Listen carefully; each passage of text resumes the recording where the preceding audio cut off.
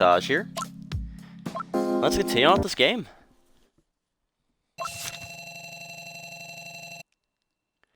Think about the following concept. Home. Home is something good. Leaving it is bad. The outside world is dangerous. If you go out there, you'll die. Everything from outside is bad and means you harm.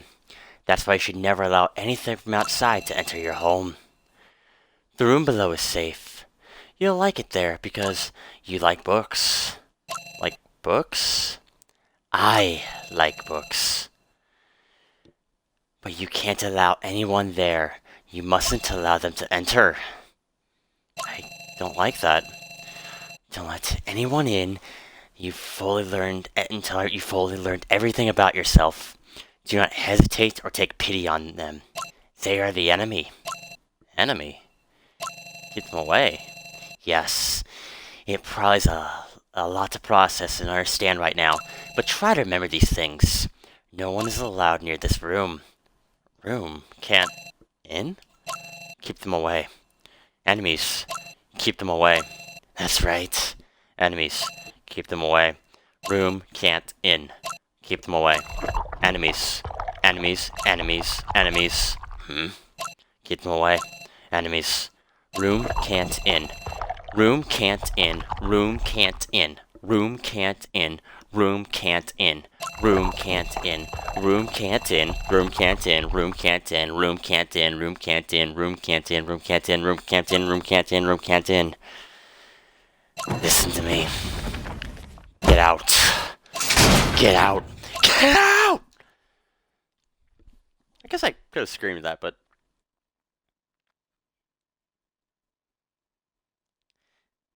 because that is actually my voice in doing that. Whatever, it doesn't matter. I'll have to think of another way.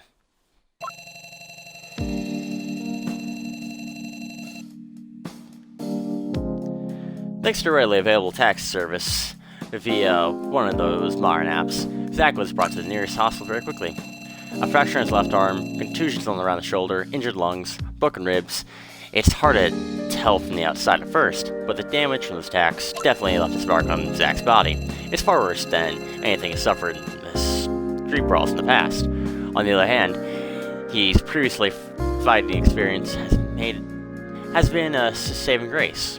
Who knows how much he could have endured had his body been less used to such harsh physical punishment. Even so, it's been clear from the get-go that someone with his temper wouldn't stay veteran for long. Even though I know that, I'm still half scared of death, as I open the door to Hermitage and see him standing there. You know, I've been wondering if you figured out your life by now. I was thinking maybe something that helped you to happen to help set your priorities straight. Come on, man. It's okay. School's boring, as always. So I thought, why not drop here instead? Zach looks somewhat exhausted and hasn't fully recovered yet, but I can tell that he's regained a lot of his energy, for better or for worse. Smoke bombs he and Justin set off to simulate a fake fire caused the alarms to go off everywhere, even in the adjacent buildings. The firemen rushed inside to tell people. I can't imagine the look on their faces when they found the room was empty. So far, no newspapers reported any shocking news, which means they did our job well. A successful mission, all things considered. The captives we set free managed to escape through the thick smoke, running off to nearby alleyways. Some of the nasty equipment used in the transformative surgical procedure, however, was found bagged as evidence. Another burden for the city's already overworked law enforcement. Unfortunately for us, by the time the firemen entered the building, most of the people from Yuhai village had already made their escape. Only one of the thugs was found, but he was in such a bad state that Justin couldn't even ID him properly. I'm sure there's more to be found on various floors, and Scar could pull up some strings to find out more.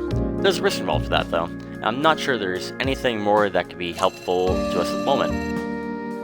You're incredibly lucky, you know that? I just hope nobody follows your trail to this place. Come in. Today's special is coffee. Minced coffee, that is. I take a closer look at him and step aside. It's good for him to be out in the sun again.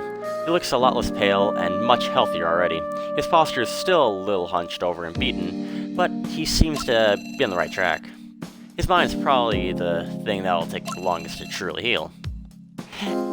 Zach, what are you doing running off again? Nice emphasis on again, Salil. Zach, didn't you just start going back to school? Salil and Justin give Zach a greeting that they considered heartfelt in its own way. It's not like I'm making a habit of it. Salil's question seems to have caught him a little off guard. His response sounds sincere, as it often does when he speaks with her. Get that physical activity and moving around can aid your recovery, but I doubt that that was your frame of mind when you decided to skip school, am I right? You know me, I'll bounce right back to my glorious old self in no time. Could make it sound like I have cancer or something. Without knowing the three of them, it'd be easy to mistake conversations for arguments and hostile remarks. I know that it's just how they express their tight bond with each other. We all show our affection in different ways. It's heartwarming to see a group of strangers has formed such a strong and trusting relationship by going through challenges together. Still, I have to break up their quips and raise my voice a little to cut through their playful chatter. By the way, Zach, there's one more thing I've been to ask you. What is it? No need to be so formal with me. Shoot. That night in the park, do you remember what the man who gave you the water looked like? Sula looks at me silently. She's probably worried that might trigger some sort of PTSD with Zach. A valid concern. Getting reminded of how you're almost beaten to death isn't something anyone would want to go through. Luckily, her words are unfounded, and Zach responds clearly and concisely with little hesitation in his voice. To tell you the truth, I don't remember that much. I was scared to death, and on the brink of passing out. I don't remember anything about the guy except that he was tall and looked like a foreigner. He frowns at his flies and takes a sip of his coffee. Honestly, the fact that he found you can't have been pure luck on his part. It's already a small miracle that you managed to get away and run to the park in your condition. Something like that didn't just happen. Zach's expression suddenly turns dead serious. I'd love to know the answer to what really happened just as much as you. Think of me as an idiot all you want, but the truth is I don't remember a single thing. Hey now, no worries, okay? Nobody blames you. It's not your fault. You're the victim here, and we all know that. Actually, I remember some things you said to me. It was mostly incoherent stuff that didn't make any sense to me when I heard it. Some of it stuck with me, though. Really? What was it? If something goes wrong, you'll take the blame instead of running away. Take responsibility is what makes you a man. That's the general gist of it, anyway. You don't expect me to remember the exact phrasing, do you? As long as it's an accurate and you know anything to it. It sounds a little too much like something you'd say. God, well, you're having confidence, guys. The short version is, I don't know what the hell the guy was talking about. He just kept rambling on. I bet if he had been a rock lying there instead of me, he'd have just kept talking and said the same things. The difference is that, Rock's life wouldn't need saving. We still haven't figured out what happened to you. I'll think about it some more when I have time, but honestly, I don't really remember. The whole situation was way too weird. Mr. Store Manager, what's wrong? You don't look so good. It's fine. Nothing to be concerned about. Nothing about it. The way Zach describes the man's way of talking, I do in fact know someone fits that description. I haven't seen him in almost a year, and if it really is him, his involvement doesn't mean any good. Furthermore, how could he have managed to get dragged into this? So many thoughts and questions are racing in my mind all at once. It makes me feel quite uneasy. I'll try best to force a smile and show the other side everything's fine, but Justin found a strange note in the building, and the mysterious man handed Zach one too. Comparing the handwriting makes me almost 100% sure that they have the same origin. Both of them are full of germ phrases, which means it'll take a long time to decipher them. Taking everything into consideration, this doesn't seem to have anything to do with Scarlett's new case. In other words, this will cause a headache for the foreseeable future. Let's say that for later. Either way, we should happy with the way things turned out, things considered.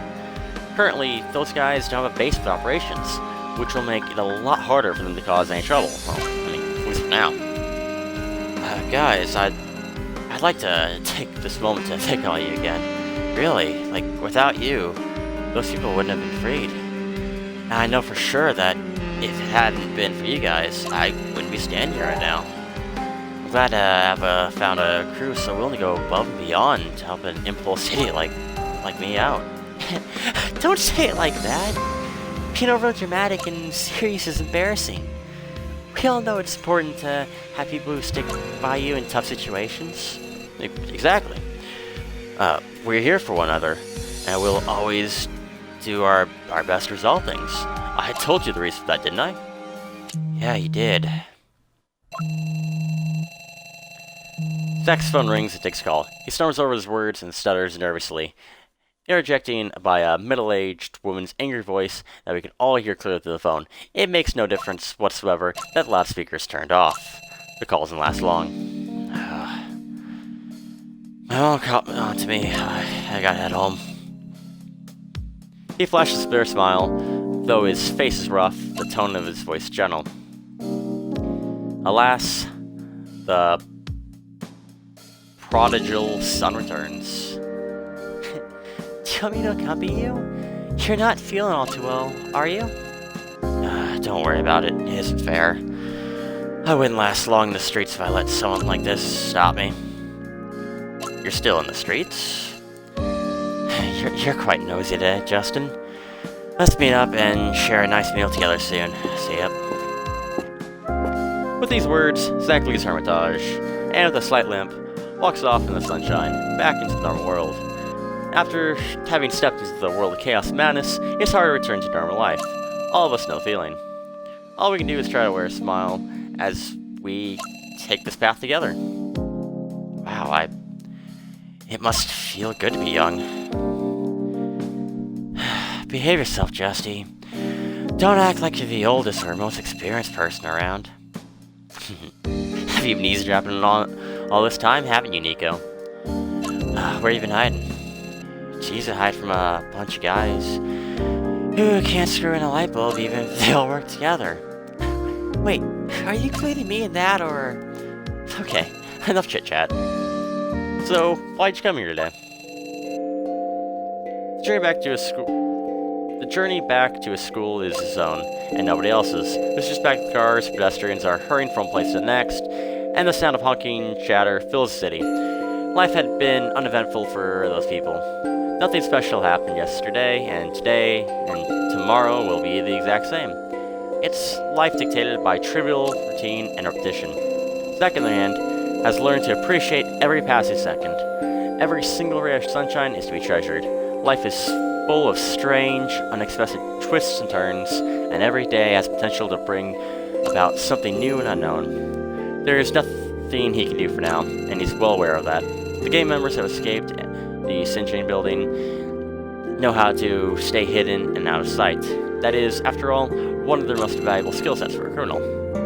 These people are thugs, and they think like that too. Unfortunately, so does Zach. After much pleading and convincing from Zach, this is the only thing that Justin hasn't told Stolen Manager the truth about. Patty. As he started wandering the streets, he had been shedding less and less tears.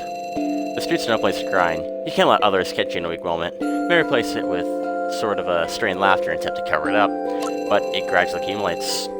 This is why he's decided to leave. The last few days, I've helped him sort out his thoughts.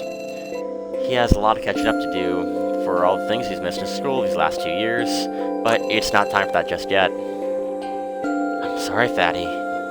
Just give me a few more days.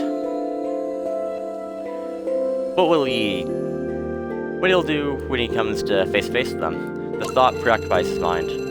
He'll never be able to shake down the burdens, and all they ever do is change into new ones, but they'll always remain firmly planted on his shoulders. There's nothing to do now. He's off the beaten path. And the only way to go about this is to keep his mouth shut and wait for a clear road to present itself to him. Just a few more days.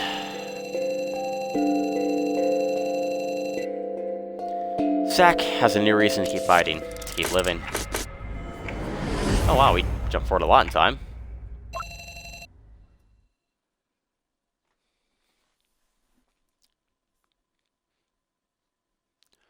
21 grams. That is the weight of a soul. No one can be completely sure of this statement, but many strongly shared the belief. Trying to make sense and give tangible meaning to something deemed immeasurable is an enticing thought, and one that has left a strong remark on mankind's history.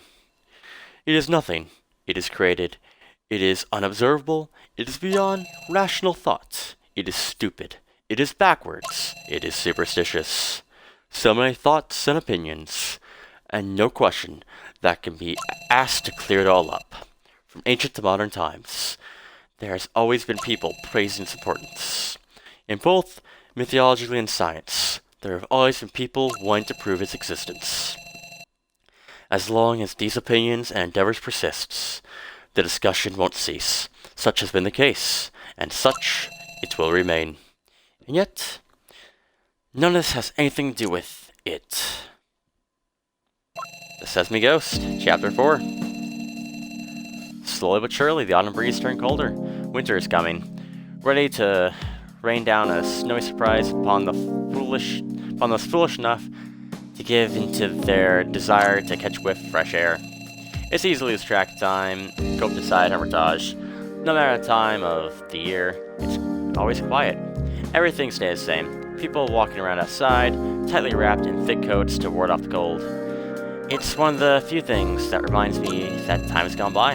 Of course, what Hermitage being as old-fashioned as it is, there's no actual air conditioning unit.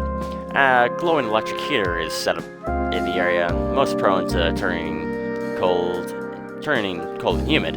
Without it, I wouldn't be able to open the store in good conscience. After all, that's part of my responsibility as manager. It's not like there's that much to look after, but still. He was staring at the door of his mind for all 5 minutes. Caved up and he'll start drooling soon. Not thinking at all. Living in self-exile. What's the difference? It's all the same to me. Or would you have any idea how to fix that state of mind? Yeah. Maybe try to behave a little more like a normal human being for starts. Neko is rolling around closer to the warm electric heater, like a cat bathing in the sun. It almost looks like she's trying to grill herself.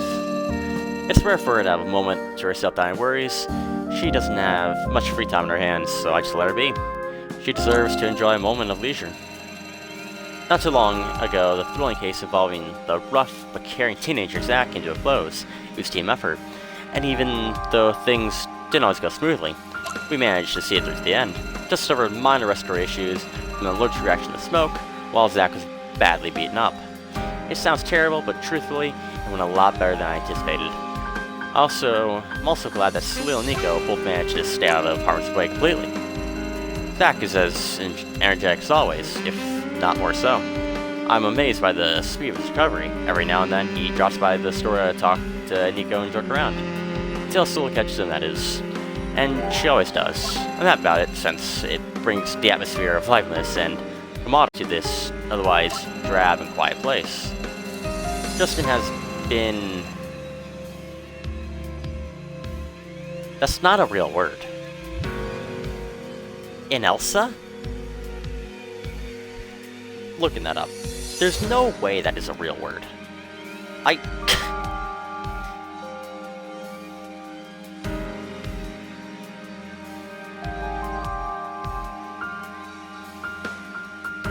Just say a slave.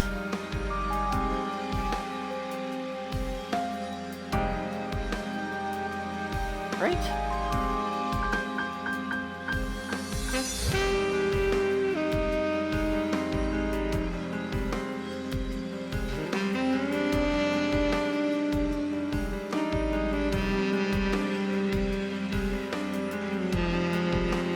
I mean, Google's trying to autocorrect me to enslaved.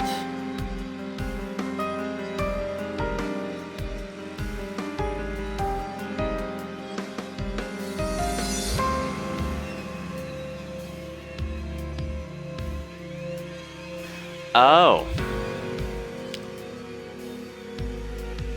I probably should have kept reading. Okay, so that is enslaved. but it then drops to, okay, never mind. That's my fault not reading ahead. I just saw the word in Elsa, and just no idea what to do with that. Okay, never mind. Let's try it again. Just as been in Slay, I mean, employed by Scarlet to help her in the investigation of the recent road collapse incident. Scarlet's text messages have grown increasingly rude and agitated, which I'm taking as a sign that the investigation's gone well. I don't know how to feel about the realization that everyone around me has a clear purpose, while I'm going nowhere. I spend most of my time translating text Zach and Justin stumbled upon.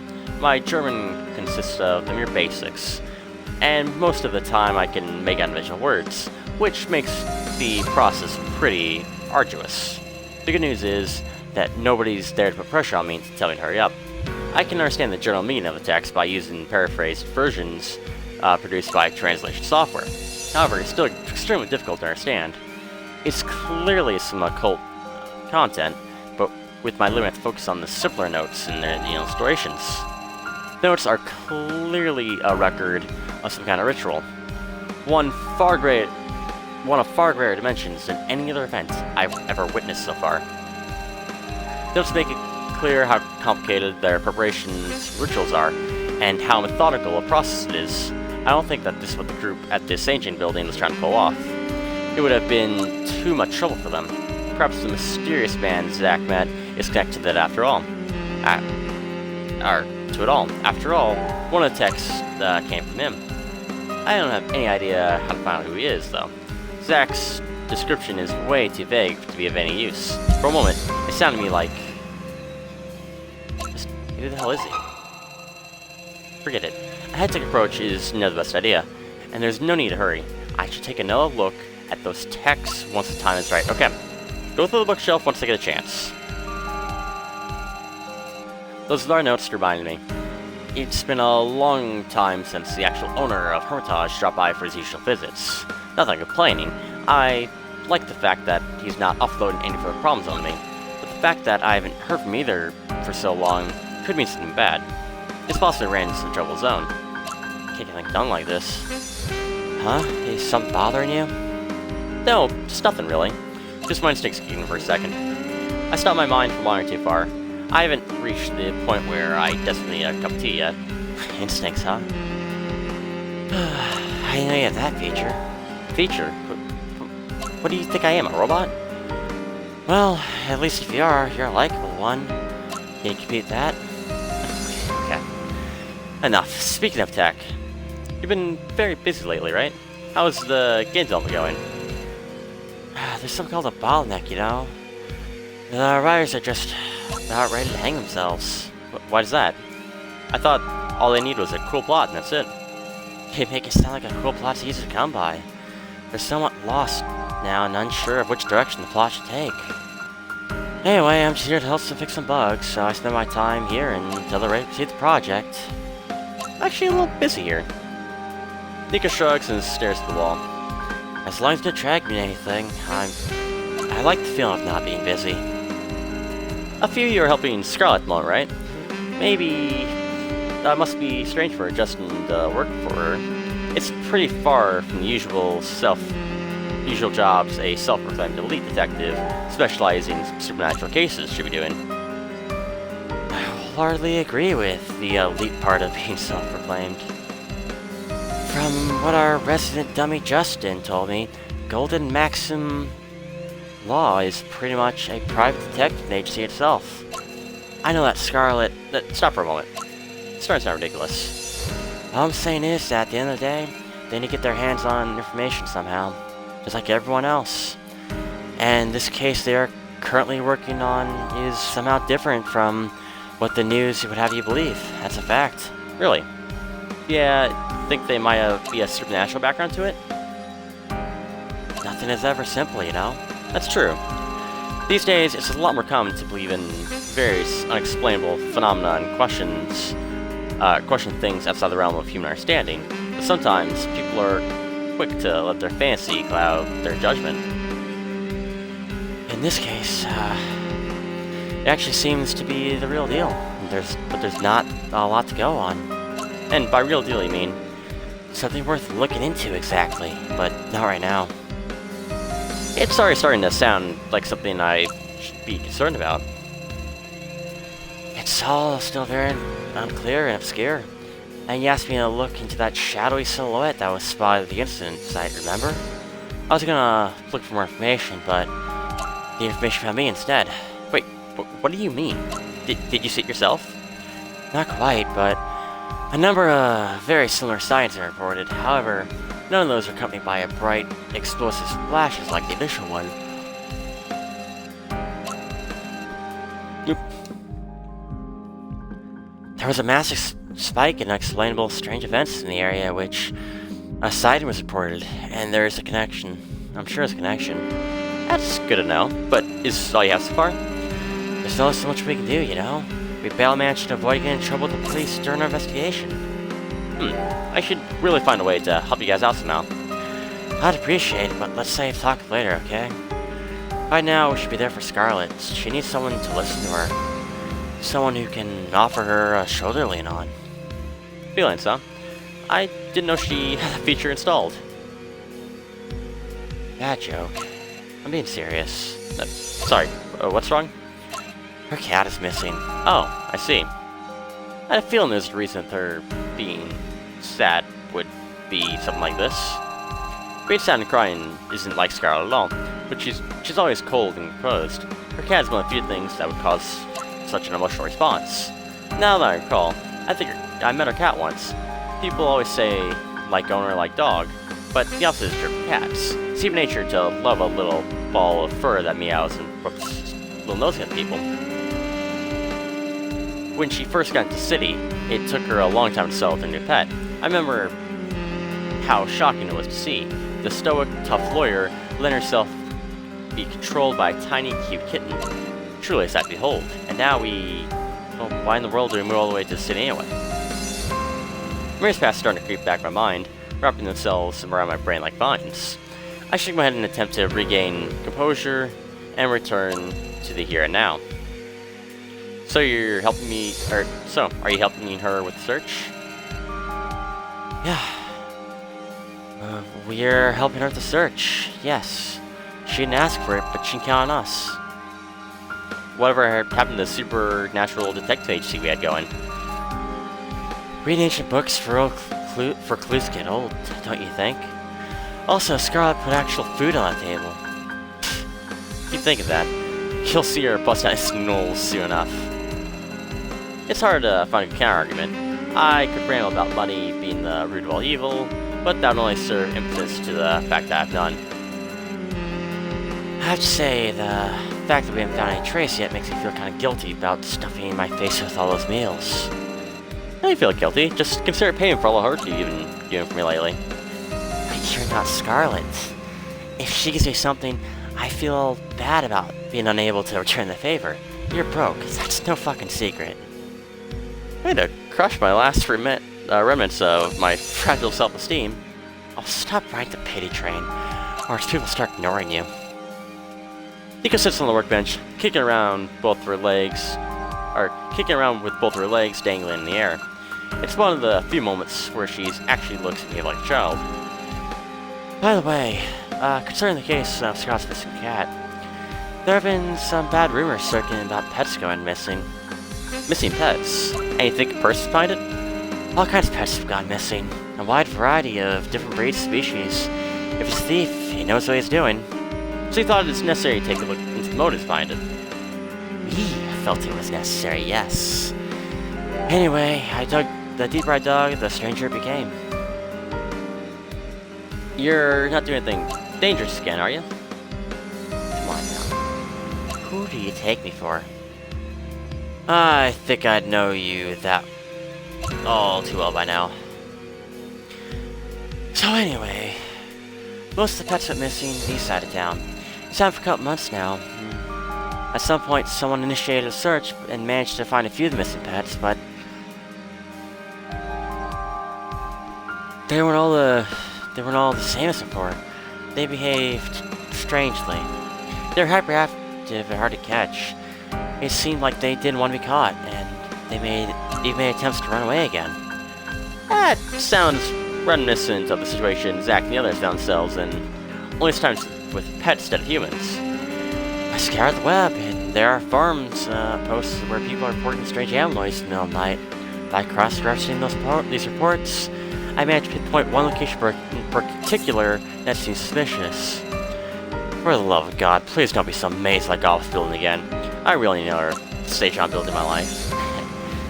It's a TV factory, an abandoned one. A TV factory? Moto number 11 TV factory? How the hell did you guess that? It has similar reputation. The price for land in the city's east side is quite high these days, yet the abandoned factory has been left untouched. I knew someone suspicious about it. And involved in the Kangaroo District, or incident, was also connected to the place. Back when it was still in business. Do you know anything else it could be help? Not a thing. Give me a look. I'm not even from the city. You know a lot more than I do. I can't rest until I've investigated myself. Neko jumps and walks towards the door. Hey, Neko, please be careful out there. If you do carry anything strange, don't try to be a hero. Come back here and let's find a way to tackle it together. Who said I'm doing this alone? She turns her head and winks at me. Why should I be doing this by myself when there just has to be an effective elite detective specialized in the supernatural? Now she's just showing off.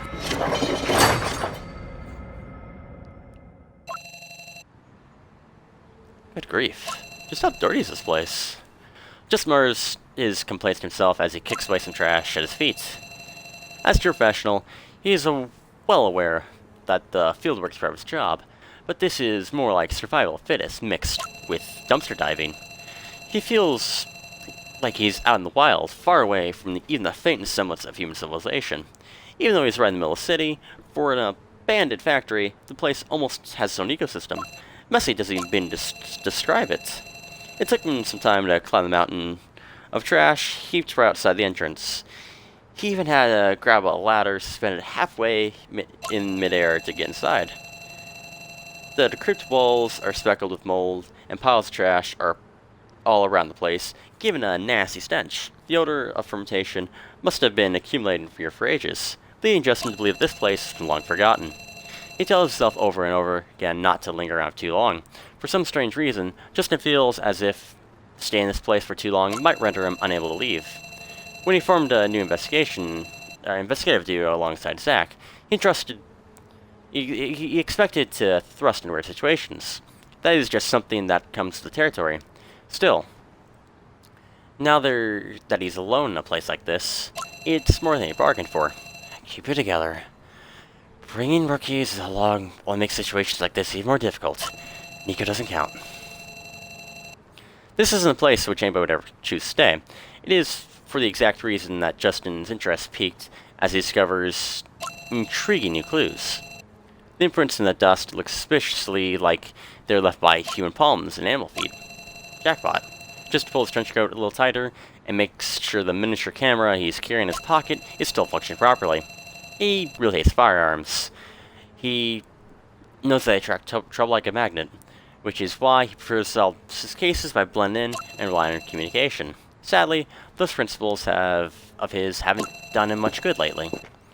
Carefully moving along the wall, he keeps his footsteps as quiet as he possibly can. Pools of stagnant water around the place are mixed with various excrements. The foul stench is enough to serve as repellent. It's like the smell itself is screaming at Justin to stay away. Something isn't right. Discarded tools and other remnants of tech equipment would be out of place or unusual for a former tea factory. Whatever stench that is, and whatever is swimming in those puddles, however, shouldn't be here. The further Justin walks, the clearer the prints in the thick dust become.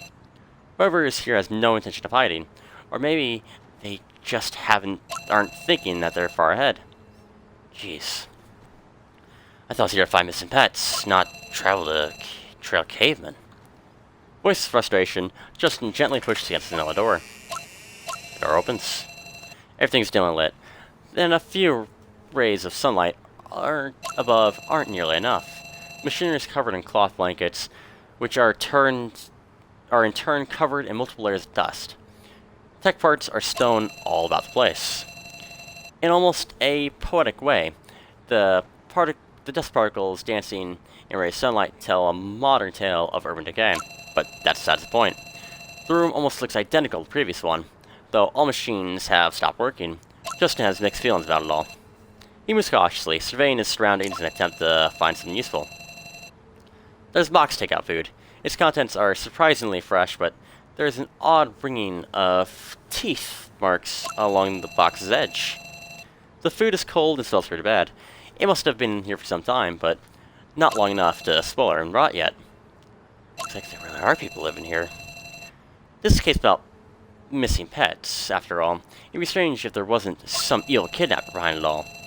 Even if they managed to solve the case, that would only serve to reopen the wounds of those who'd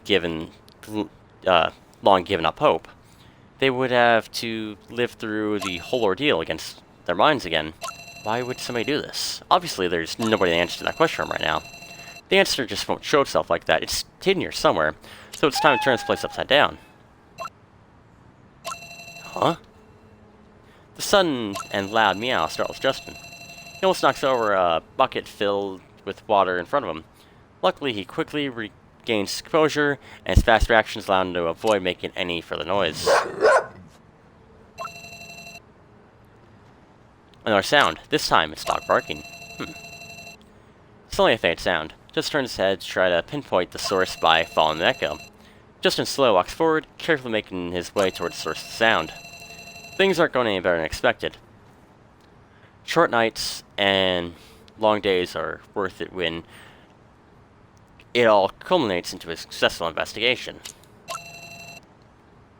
He takes another step towards the door. Step, step, step.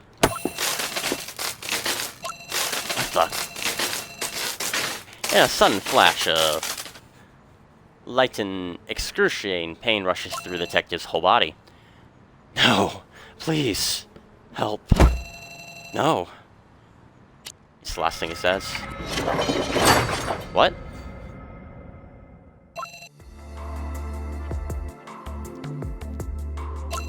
Where's Justin?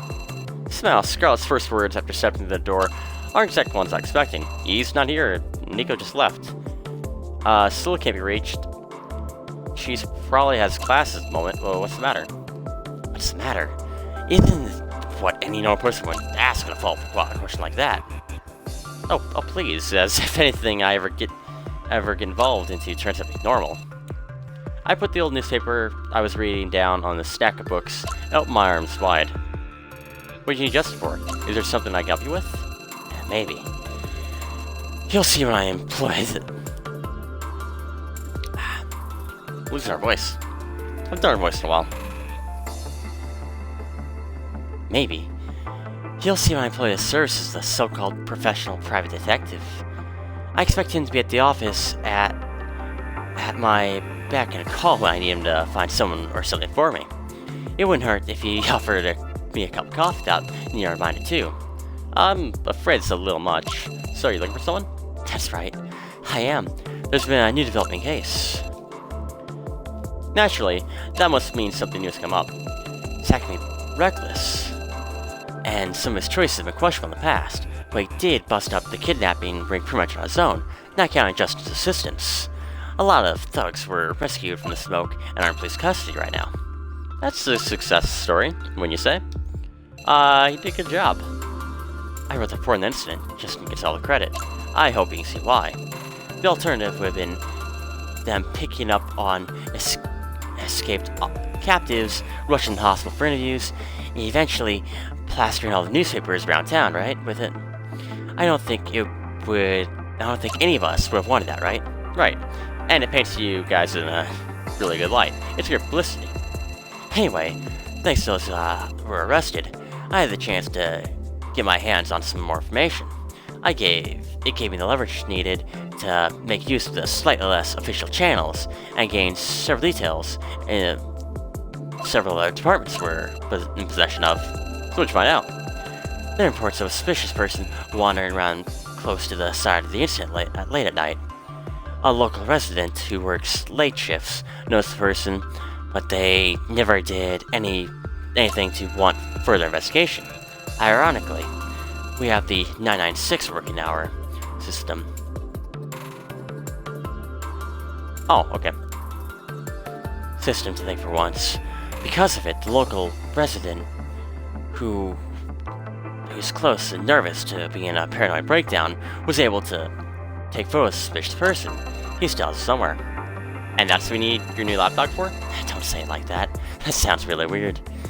Anyway, once I get my hands on the photo material, maybe you can help me analyze it. Sherlock Holmes can look at a picture and get a story worth a couple hundred thousand words out of it. That's no real life. Please, don't get your hopes up just yet. How about you stop crushing them prematurely instead? You know how hard it is to come across a solid lead? Okay, fine. I let a heavy sigh and take a look around the store, hoping to find some relaxation. I should have known better. I see and find many things, relaxation not being one of them. It appears I came at a bad time. I've seen Lisa in ages. And even though I'm very happy to see she's okay, seeing her again definitely doesn't conjure up any feelings of relaxation. To tell you the truth, unless you're for books, there's rarely a right time. This place keeps you busy. I don't know. My past experiences with your books have been enough to last me a lifetime. I understand that. You saw and experienced things few others ever will. But please, don't take this the wrong way. I'm eternally grateful, both you and to Miss Scarlet. It's just that kind of thing, it's all. Don't worry, it's okay, I get it. I try to sound a little more cheerful. The atmosphere inside the store is starting to become a little too heavy for my liking. So, what can I do for you? I'm looking for Salil. Isn't she here with you? No, unfortunately not. I was gonna ask you about her too. I'm worried about her. Where could she have gone? I thought she'd be at school. Did you look there? Yeah, but she wasn't there. That's why I came to you. Yeah, makes sense. Sounds like there's some sort of trouble brewing again. Let's hope not. Let's not assume anything just yet. Could she be out there investigating the case with Neko and the others? No, at least she's not supposed to be. Neko said that the only person to actively engage fieldwork would be Justin. Do you have any other ideas where she could be? I don't quite know how to answer that. I have a nagging feeling in the back of my mind for a while now. It's been awful quiet. Too quiet. I spoke to her teacher. Apparently she seemed upset and called in sick yesterday. Nobody in the class knows what's going on with her. She was doing very well. At least, that's the impression I had. She was starting to get along with the others. And there's nothing going on that would make her go to such lengths to avoid the art club. Really? That's great to hear, actually. I wish the circumstances were different. From what you're saying, whatever the problem is, it has nothing to do with the school. I'll need to check out other potential reasons. Need to find out what's going on. Yeah, please do. That sounds very noble of you, but give it to me straight. What you're actually saying is, you'll send me out to run errands, as always, am I right? Errands? Come on, that sounds like I'm sending you out for groceries, so please, just refer to it as investigative work from now on. Yeah, right, whatever you say. Not a quiet moment. Oh, anyway, let's work together. We can assume something has happened, can't we? It's not like slow to completely disappear. That's right. Oh, that's right. With the trouble she's gotten into the past, we have to assume the worst. Better safe than sorry. Has the silkworm turned up again? No, fortunately for us, it hasn't. But that's not to say there isn't. Jeez, stop it already with that ominous tone of yours. You're gonna scar the poor girl to death. Sorry. Fact is, the city's quite an uproar lately. Strange things have been happening, and there's a lingering sense of unease in the air. Though, I hope I'm wrong about that. Yeah, I heard some strange rumors too. Especially during those past 2 months. Some of the other students have said that they saw this huge, 2-meter tall figure standing near the playground. But nobody really knows what to believe. Most people think that the students are just making up campfire horror stories. For now, regardless of whether any of those rumors turn out to be true, treat all of them as false information. Otherwise, things will only get even more confusing. We need to work strictly on solid evidence. Evidence at least looks sad, so I did my best to comfort her. The situation is tense enough already, so there's no reason to cause her any further panic. What a very elegant way to say that that you suggest keeping our heads buried in the sand. It's the right attitude, and it helps, doesn't it? We can't afford any distractions purely based on hearsay. You're right. I'm gonna be reminded of that. Scarlet looks sullen and exhausted. The constant stress must be getting to her even more than I imagined. By the way, I heard from Neko that your cat's missing.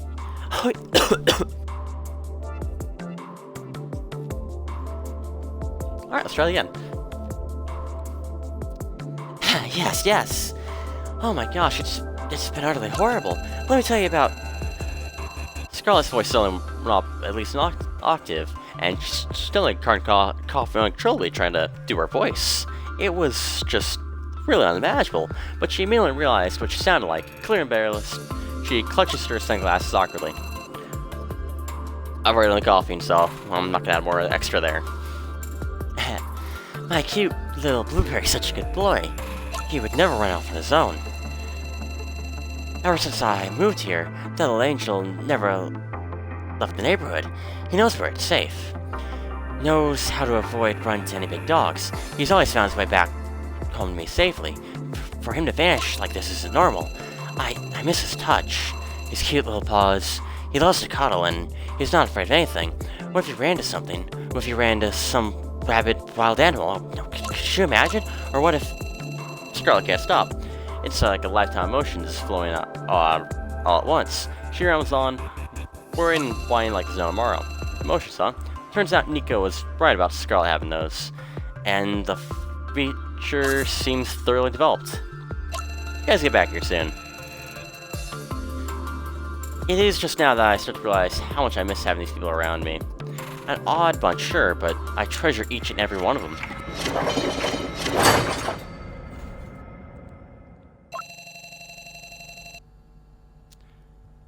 Justin finally regains consciousness. He opens his eyes a little, trying to get a sense of his surroundings. He's finally awake again. The world has him back, and it seems like it's gotten brighter. What is this place? What's wrong with him? No, please. Help, no. The throbbing pain in his head makes him remember some parts of what happened before. Was that an electric shock? Who would even do such a thing? A jumble of questions rushes through his mind all at once. His thoughts still racing. Justin tries to sit up to sort everything out. 3 faces suddenly appear in front of him. Oh, crap. Meow. Hold on, what was that sound? I'm confused by his overall situation. The sound of his voice only raises more questions. His mind's having a tough time processing what's going on. Just as confusion is close to reaching its peak, another voice interrupts through his rampant thoughts. What's the matter, you dummy? He spots the dark face of a good-looking Siamese cat. But the regular cat could not convey that much information with just meows. The cat's tone is strangely familiar, almost like a person. As a matter of fact, it sounds a lot like... Hold on. Neko, is that you? Of course it's me. What kind of question is that, you fucking idiot? Wait, Salil. Salil's here too, okay. Neko, I think it's a little hard for him to understand. Another cat. And this one speaks with, for lack of a better term, Salil's voice. It's not really her voice, but it sounds more like a cat is being translated into actual human language, and for some reason, just can understand all of it fine. He's have no trouble understanding that. What has happened? What? I don't know what I'm reading anymore. They're all cats now. What?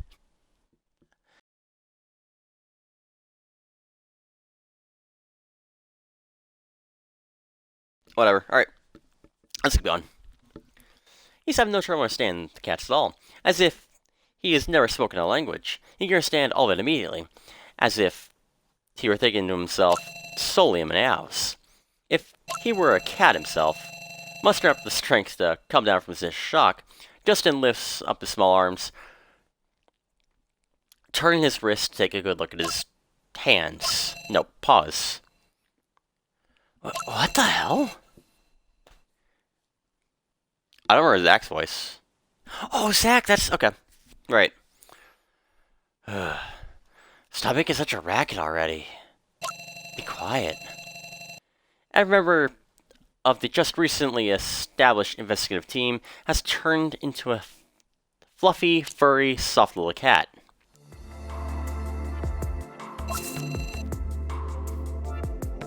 So we've all turned to cats? Duh.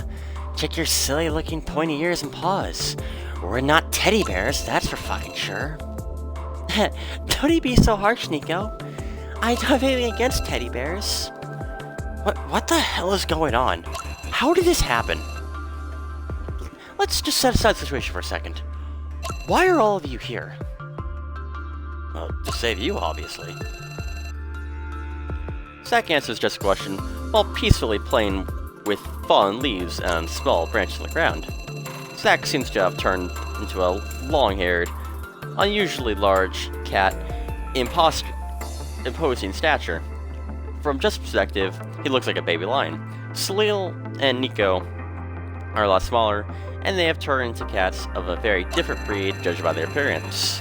It's hard for Justin to tell the actual difference. He has never been a cat lover. To him, all cats look the same. Maybe their fur and ears have some subtle differences, but that's about it. Still picks up where Zach left off, and does the best to explain the situation to a bewildered-looking Justin. You were gone for a long time, yet didn't come back. Zach was worried about you, so he came to the abandoned factory to look for you. And then Zach didn't come back either. Salil got worried about that hothead. And before I knew it, she'd run off looking as well. You two reckless fools can handle yourself, so I wouldn't waste my time on you, but I couldn't let Salil run to a place like this all by herself, so naturally I followed her. And shortly after I arrived, I was knocked out by something when I got close to the door, and when I woke up, I turned to, well, into this. Yep, same here. And yeah, that's happened to me as well. I see. So the chances of it all happening to us in the exact same spot. Yeah, it certainly seems so. Usually I'd be a lot more stoked about having you guys here, but don't have the exact same strength of numbers this time. Only numbers.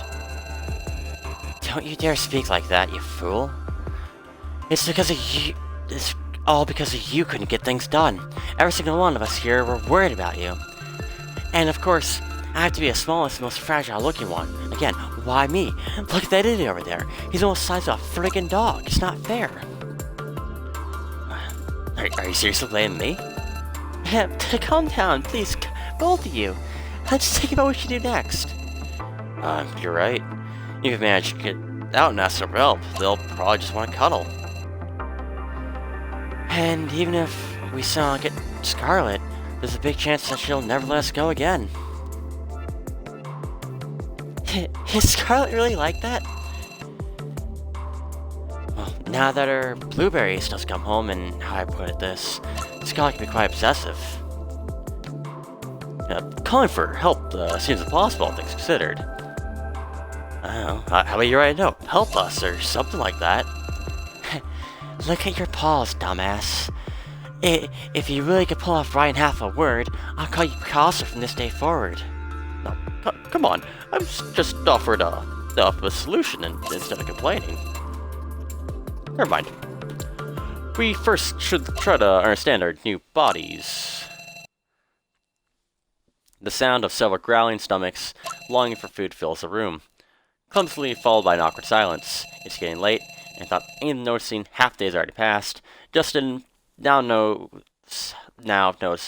how hungry cats must feel, as they can't shake the sensation that his belly is cramping up. Judging by the frustration expressions in their faces, that must be the feeling the same way. Objection. Let's not get into the biology of our new bodies, at least not until it dealt with our current situation. I know, we need to find out how to deal with this, but how? Any of you guys happen to know how to catch mice? I have a few ideas, but all involve me actually having two proper hands. How the hell should I know how to catch a mouse like this? You're not chasing after rodents with your own hands in your spare time, are you? Guys, I think I know a place where it shouldn't be that hard to find something to eat without having to do some dumpster or sewer diving. Now, what are you guys waiting for? Take us there. I don't mind chewing some leftovers, but I'm not sure if I can handle chomping down on some nasty critters. Can't be picky, better prepare yourself. Neko shakes her head and points towards the parkway. Justin doesn't quite understand what she means by prepare yourself, but the other two seem to be assuming the worst. Come on, let's get out of here. Well, after one, the four small, confused cats walk outside, embarking on their very own grand journey. Here are the details of tonight's report. Oops. Christmas Eve is drawing near, and preparations are already underway. Among one of the most anticipated events of the year is, of course, the city's very own traditional annual Christmas parade. The year's parade in particular has attracted worldwide attention due to the participation of very important political Senate members. It is shaping up to be the biggest and most record-shattering Christmas parade yet. The departments in charge have said that they'll do their best to ensure it will be a peaceful parade that everyone can enjoy. Much effort is being put into keeping the streets safe. Same as every year. That is a particularly lonely one. Entering a new millennium, the feeling of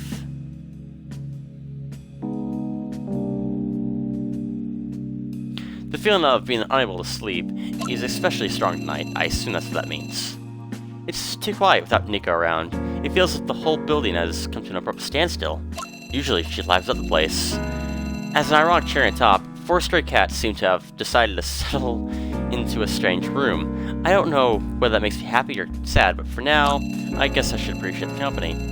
It's quite strange how they seem to travel in a pack. Stray cats are usually loners. They're very different. One's small, one's thin, one's fat, and one's unusually large. They don't seem to have come from the same household, which makes it even weirder that they've bonded in such a way. I would complain if they were only your food. I have some ham sausages and the reserves that cats love. These pesky fellows keep sniffing around my desk, and they just won't stop stepping on everything. It's cold-hearted, but what other choice do I have but chase them away? It still makes me feel bad, and chasing them away left its marks on me. Why were those stray cats so interested in my maps? I gently wiped the bloody claw marks off the back of my hand down with disinfectant. Scarlet would probably have handled something like this a lot better than me. And then on TV, local news.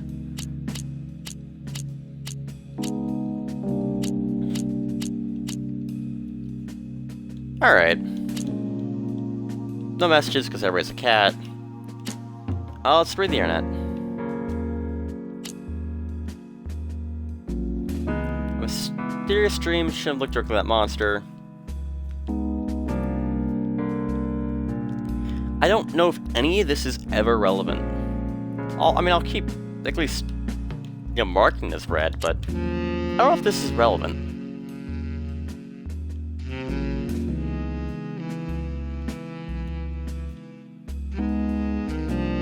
What is that Blue Moon game called again?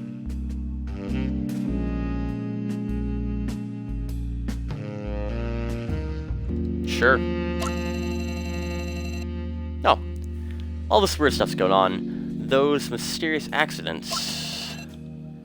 I'm drawn towards it all somehow, but why? Major plane crash, a Boeing airliner crashed South Asia, killing all 160 passengers on board.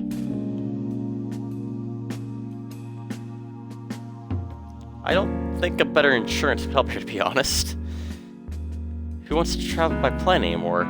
It's like signing your own death certificate these days.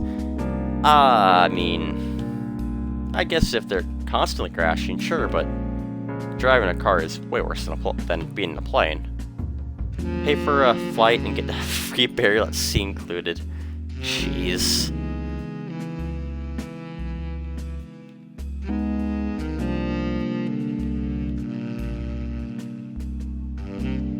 How long has the Bermuda Triangle been active anyway? Is it man-made? I mean, is the Bermuda Triangle even...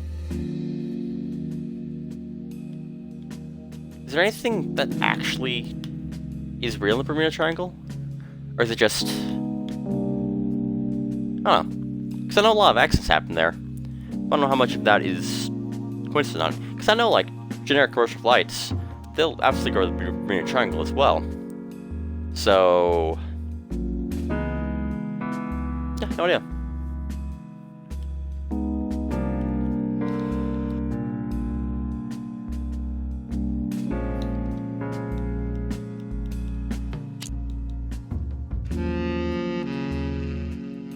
Okay, still a little more being covered on the right here.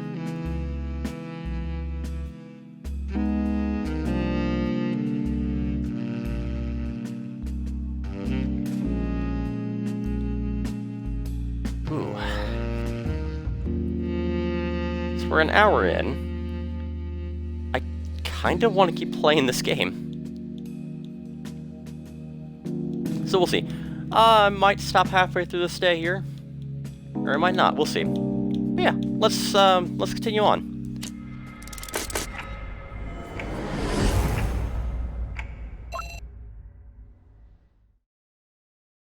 Meow meow meow. Meow meow. Meow meow meow. Meow meow meow meow.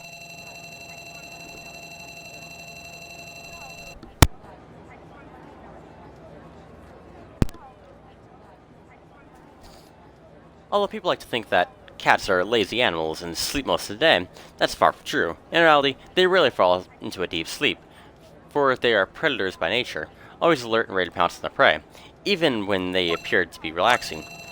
They are ready to attack or flee at even the slightest sign of a disturbance. To them, the unpredictable, bustling city is a reflection of their lives.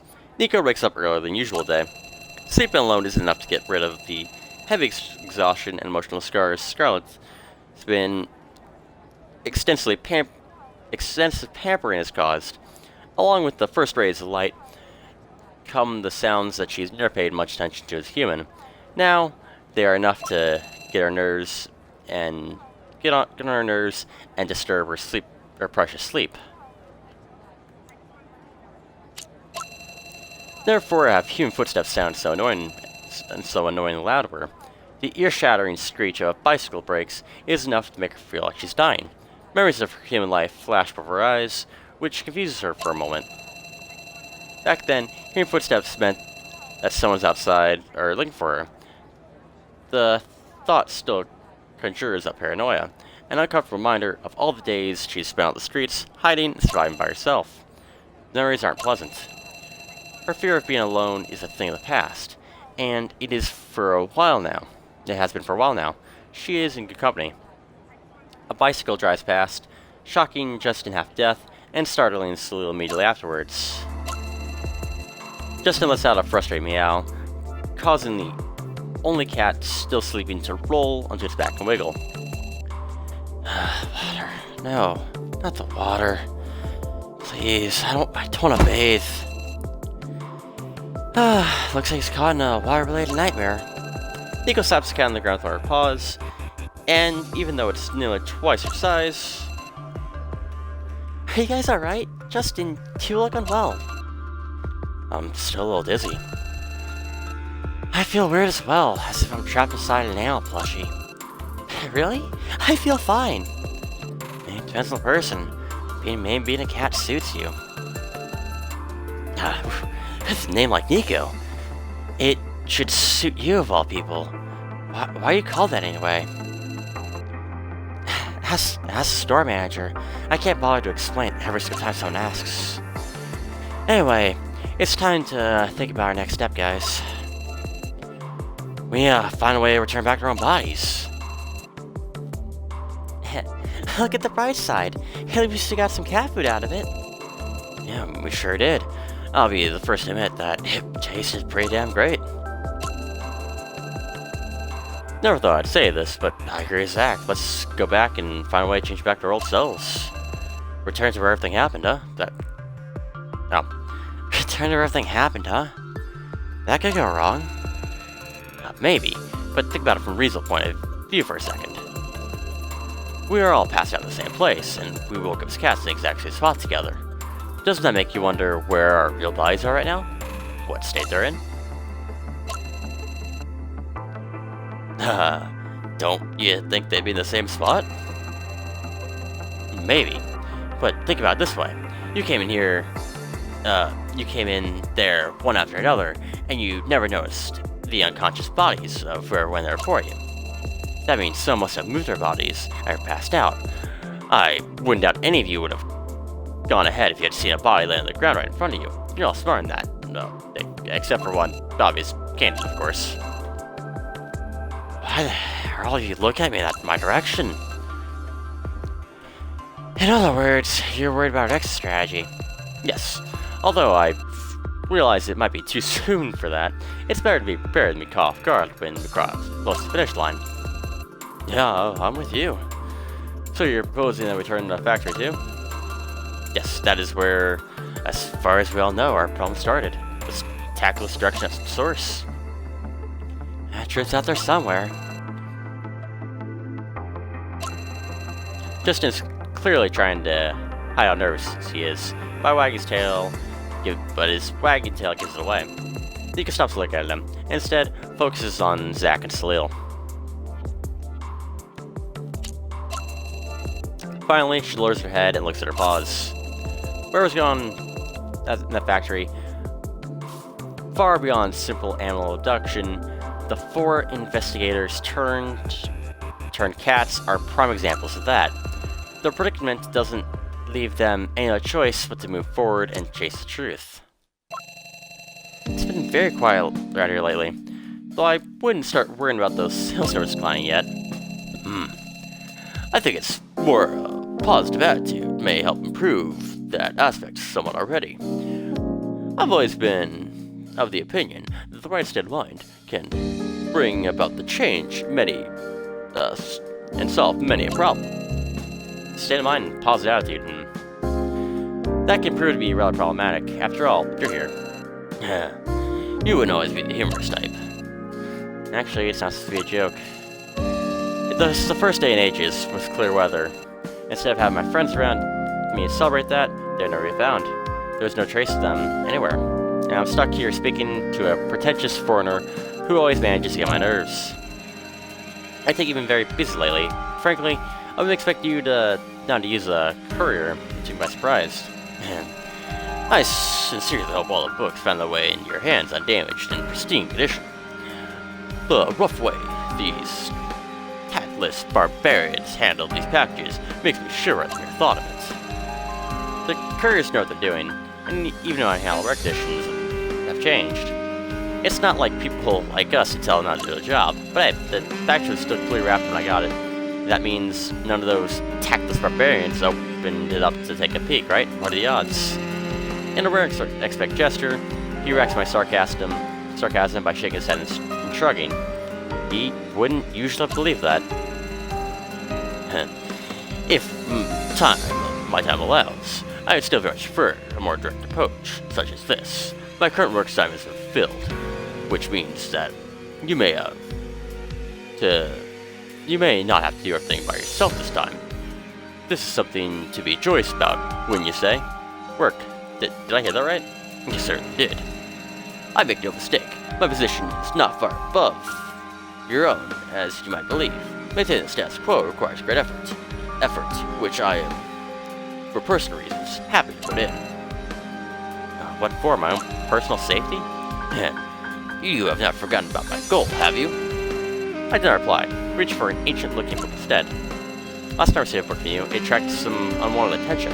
This place may not be as safe as you think, and if I'm really am being watched, there would be no easy way for me to escape. I flipped the book in my hand, stopped looking it up. The city's a mess. Strange events keep piling up on top of each other. Can you really be sure that your old friends don't suspect this place? They do not, as far as I know. These events you mentioned accumulate, causing chaos and confusion among citizens. Yet, they never upset the balance. I should be thankful to whoever is responsible for keeping them at bay, the unsung hero.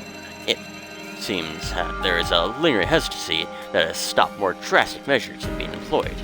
It's the Pokemon chaos. Just which Hollywood movies do you get your villains' quotes from? It's all quite simple. The city experiencing shifts in its equilibrium. Yet, from the outside, that can all be seen as a raging storm. You don't just see it.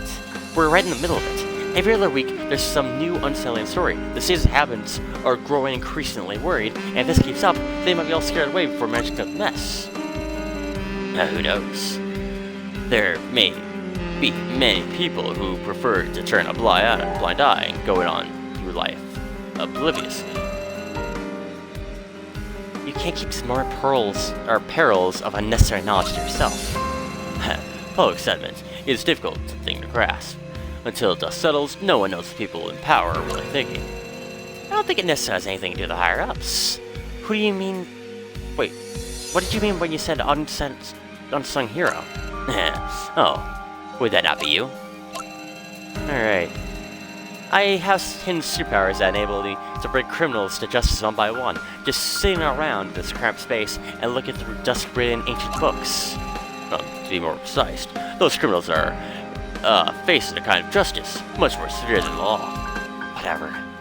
None of this has anything to do with me. I'm merely under the impression that conducting your own investigation might be the best way to go about it, especially given your unwavering curiosity. You make it sound so easy. If anything, my statement emphasizes the fact that I have the utmost confidence in your abilities. Your politeness only makes me wonder even how you're connected to the storm. Connected? There is indeed a connection. I won't dispute that. But I would very much like that to be a connection to be served, preferably sooner rather than later. I share your sentiments. There may well be a connection between the series of events. However, I'm sorry to admit that I can't see it. He's always been a worried, pretentious fellow, but today he seems to be beating around the bush even more than usual. That can mean he's either trying to hide something, or he doesn't really know anything. Either way, he appears to be in a good mood today. You're offering me an opportunity to go outside and do some poking around, so thanks for that. At first, I thought you were only keeping me here for your own purposes, but I've discovered another reason. You probably couldn't sleep at night if there wasn't somebody like me looking after all your precious stuff. You need something to keep an eye on, right? After all, whatever you bring attracts attention, mostly the unwanted kind. And it's further acknowledgement of my trust in your skills and abilities. I would be careful sprouting such grandiose phrases when you yourself have been involved with those people trying to steal valuables. My apologies. Personal matters have never been my strong suit. That's obvious. Anything else? Actually, there is. I'd like to retrieve the small bell to your possession. I sincerely hope that the particular piece I'm referring to, though I do place my trust in you, it still worries me out of sight. On a rare occasion. I can't say I ever expected you wanted something back. I was under the impression that you were using me as a glorified vault to stash stuff and forget about it. It is only natural for a vault to be opened when the retrieval of an object is deemed appropriate. Do you mind telling us something special about this thing? I have taken a good look at it, but I couldn't find anything that stands out, apart from the fact that it's incredibly light. I'm afraid that without special knowledge, it is possible to discover the true mystery of this treasure. The value of knowledge is infinite, you know that. Usually this would be the moment where you dump a dusty, thick old book or two on me, and make me figure out every painstaking detail myself. To answer that question, he puts away his briefcase and looks around the store. The store seems awfully quiet. The neighbors have told me that until recently, many young faces spotted here on a young basis. Now, it's my turn to answer silence. Tell from the neighbors. That's the loudest excuse I've ever heard. No matter how well fed a wolf is, in the end, it always longs to run back to the forest. I'm not the one causing the wind, so I damn sure won't be the one getting caught in the storm. Who can know for sure? Are you sure you want to go down this road? Don't split into the wealthy and intend to drink from it. I did not mean anything by it, of course. It was slip of the tongue, nothing more. I'm simply anxious. The burden of being immortal, I'm sure you understand. At this point, I can't expect to gain new information out of him. Any more will just be empty phrases. I pick up the bell, which was neatly wrapped, and I hand it to him. If you have anything else to share, now be the time. There's no need for that. Once dust is settled, I have a feeling that the two of us will have nothing but time. If, at that point, you're still in the mood to exchange stories, I'd be delighted to share it with you. Farewell. He was quicker than he usually does, without any trademarks of his characters. Hey, your briefcase. A wave of loneliness sweeps over Hermitage once again. I reach out to the lonely thing that has never left my side. It's empty. I took an empty paper stack straight into the trash can.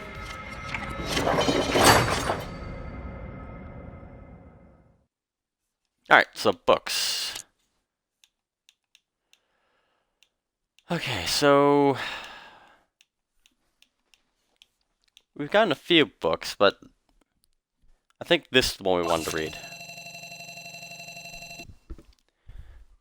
An old notebook with no title. The notebook is about 2 fingers thick with a leather surface covered in dirt. We've already read through this. It's written in German, most of it's been erased. The author wrote down various formulas. I've spent a lot of time translating it on the internet. It starts to make sense. The world revolves around the door and the key. To collaborate his claims, the author attached a wide variety of records documenting his research. Judged from these records, there is indeed a group of people who believe in these kinds of things. There we go. Interestingly, if dates written in these notes are to be believed, the research has been conducted over the course of a century, yet the handwriting has never changed.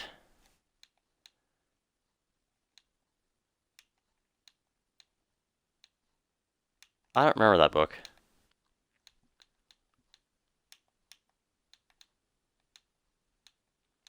Are the books more spread out or something? Or I don't know. I don't think they are, but I feel like this was a lot more on the left than where it is now. I could be wrong about that. I don't remember this book either.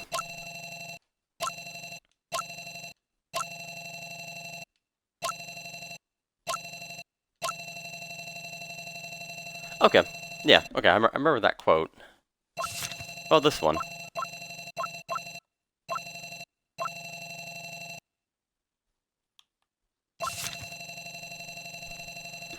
A new bestseller with a pompously decorated cover, printed on thick, expensive paper. There's a huge list of names in the back of the book showing how many people are involved in this.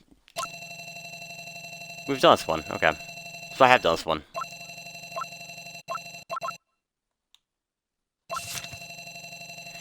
An academic report, judging by the Chinese-English bilingual title, it could very well be the cover result of a cross-border multinational. Have we done this one?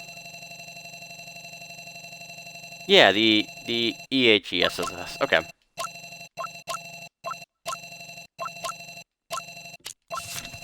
Ah.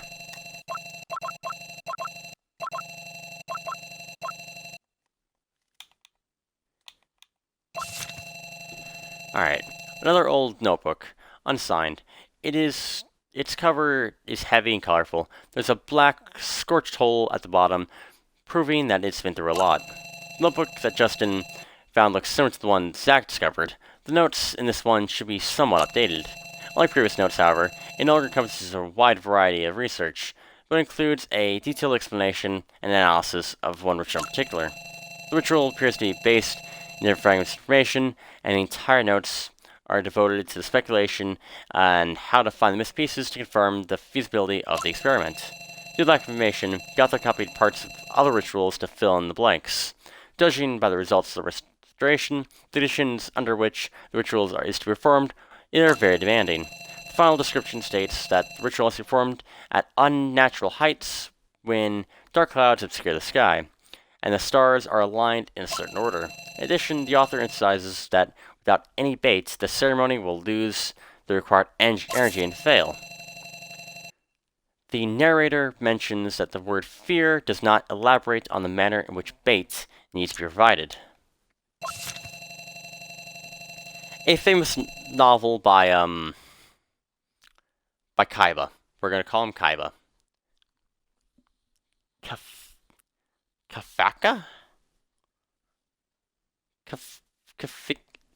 We're gonna call him Kaiba.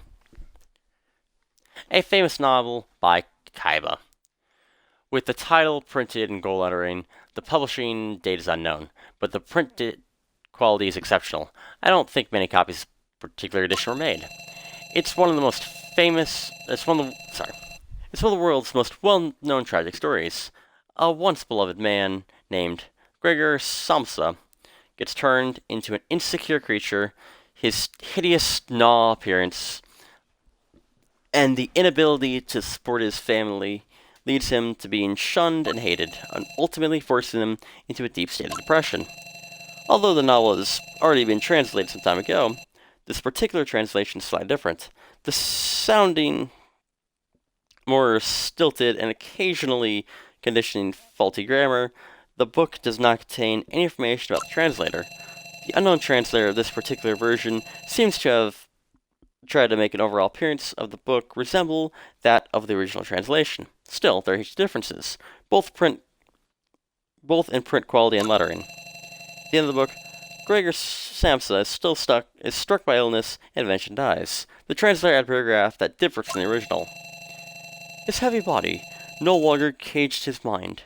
Now, at long last, the poor soul was able to return to his original appearance, unburdened by physicality and the ability to face this world's hidden truths. A collection of Chinese cartoons. The author seems to be a little childish. There are black kittens hidden in every corner. The particular cartoon tells the story of several kittens who decide to head out on a risky adventure. Later, they try to escape after ended up in captivity. Ultimately, the story has a happy end. The style in which is drawn is very cute. The main characters are domestic cat, a stray, a wildcat, and a purebred. They follow a legend that is circulating among cats and set out a journey to park in the center of the city, where they are captured one by one by animal control and are thrown into a dark warehouse. In the warehouse, there are 4 kittens, and the other cats were caught beginning to talk. Together, they finally decipher the legend that they were looking for in the first place. The old cats end up teaching them how to enter the world of dreams. The kittens don't use this newly acquired information to escape, even though they could. Instead, they enter the dreams of the man who caught them and use the opportunity to appeal to his consciousness and humanity. Thus, the man has a change of heart and decisions, letting the cats release from the warehouse. I think I've read all these Cthulhu books.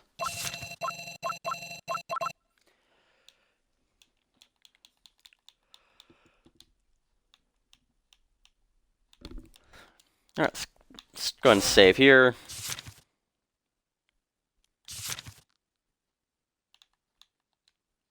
Alright.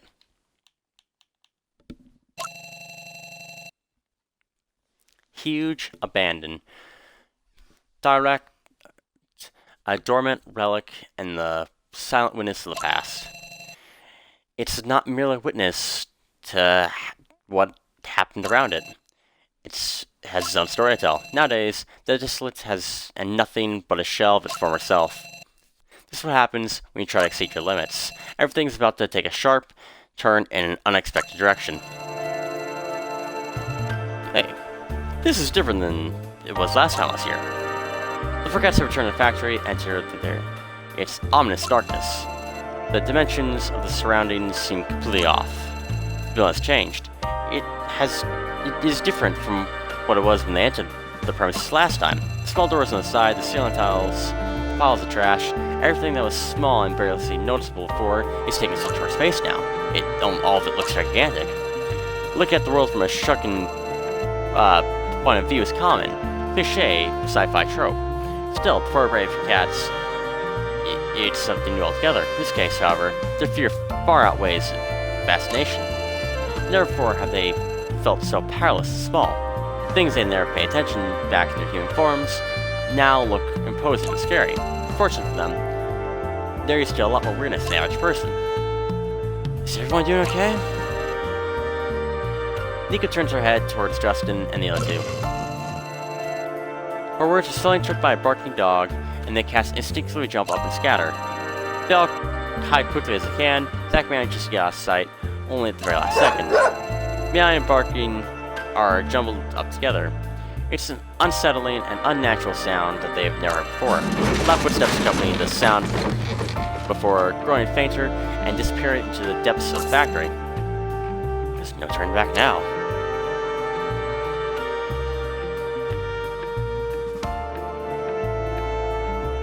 Where we're trying to get to? Let's go make another save file. By that I mean just simply just overwrite. Yeah, make another save file. Whatever. Okay.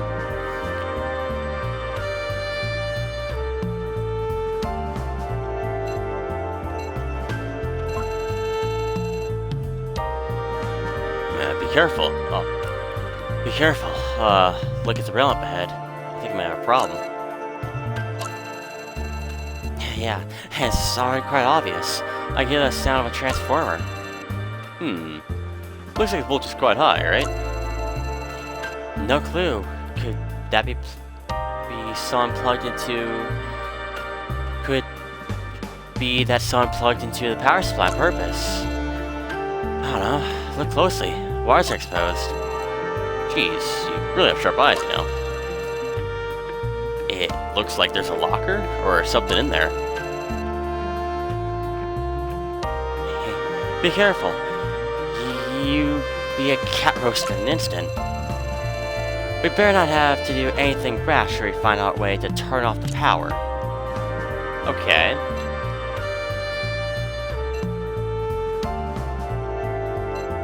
What's this up here? Is this anything? The trap itself is quite blunt, and it's not sharp enough to pierce their skin. But the wires attached to both ends, just the device is not as harmless as it first appears to be at sight. Seems to be solely intended for animals. Yeah, it's covered in rags. What are we, amateurs? Sleel checks her ears and takes a look at the contraption. Okay.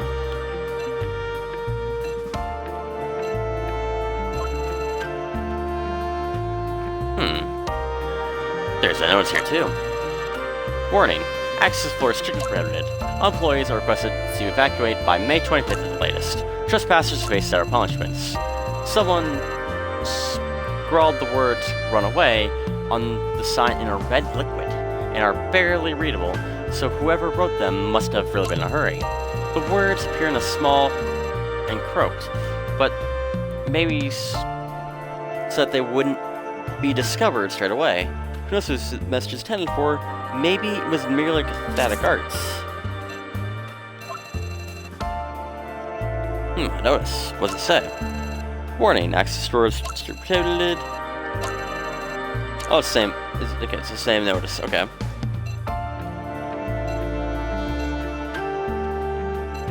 I'm not gonna try climbing the railing. That sounds like suicide.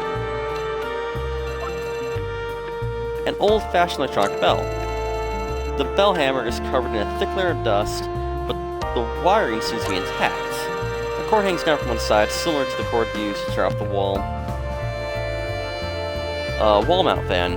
The two cats might be able to reach it by stacking against the wall. If it works, it'd make a lot of noise.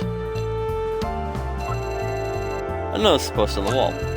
It's crumpled and dirty, rendering it completely unreadable. Only the national security stamp is vaguely visible on the paper. This looks pretty old. The paper is yellowed and brittle, surrounded by a thick cobwebs of dust. Fresh fruit scraps, footprints in the dust, a variety of different types of animals are mixed in between the human traces. What's left?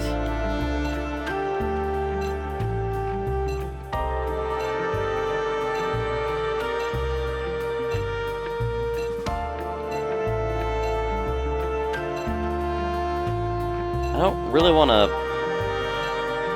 go over the wall, if that's an electric fence. Right? I also don't want to... Because I feel like what's gotta be is get the dog to chase us into out of the trap or the electric fence. But I don't see how we would do that.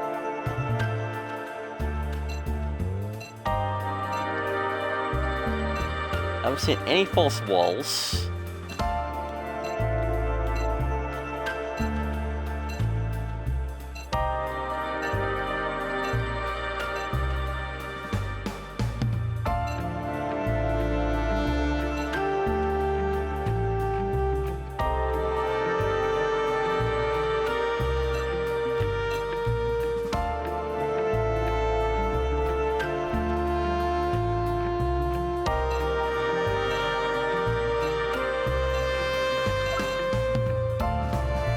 Wait. No, what's the matter? Look over there. The fierce-looking dog is dozing right now in front of the exit. It's breathing shallow, indicating that it's on high alert even now. What should the cats do in the situation?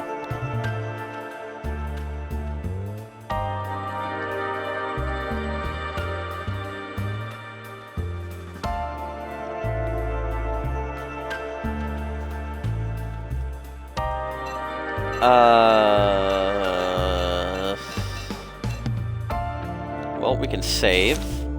If anything goes wrong, we can reload.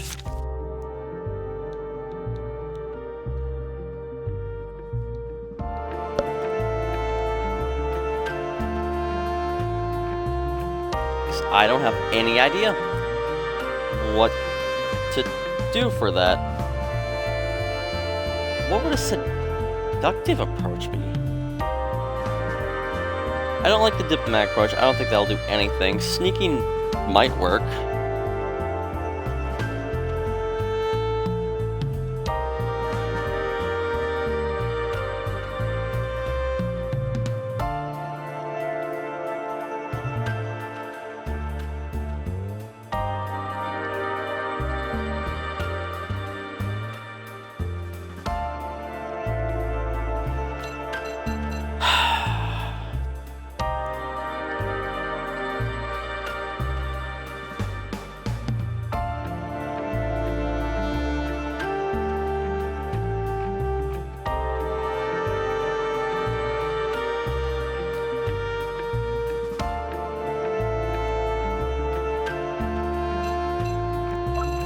Let's just back out of this.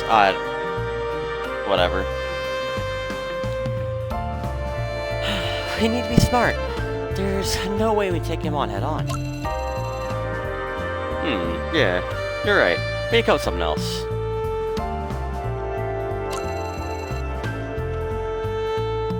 We could lure him up. We could lure him to the electric fence. Do you have a death wish or something? No way any of us would survive that. I was just thinking out loud. In my opinion, the part about luring them away is a good idea. So, what do we do? I think I saw something that could work. Let's do this. You're livelier than you look. No, this breed of cat is just probably thick-boned. Near there, I'm doing it. Things aren't going as planned. The equipment is in much worse shape than the feline investigation team ever anticipated. Not only does bringing the fire alarm not ring, but it falls off soon after Slith's paws tug at it. Wonder if I did that wrong.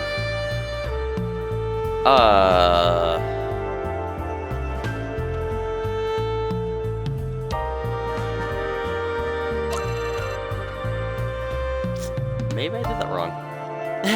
Crap, quick, find somewhere to hide.